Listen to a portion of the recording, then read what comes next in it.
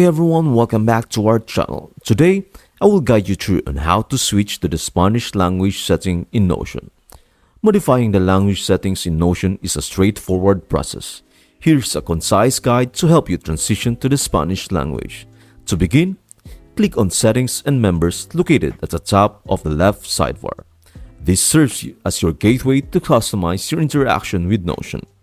Once you are in, navigate to the Language and Region section in the sidebar of the new window. This is where the transformation takes place. Ready? Click the initial drop-down menu. You will notice two Spanish options, Spain and Latin America. Choose the one that suits your preferences. Lo and behold, you have successfully adjusted your Notion language settings to Spanish. Enjoy the seamless experience tailored to your linguistic preference. Remember that Notion is continuously expanding its range of language choices, so stay vigilant for more opportunities. That's it. Thank you for watching. I hope this video helps you out and see you in the next video.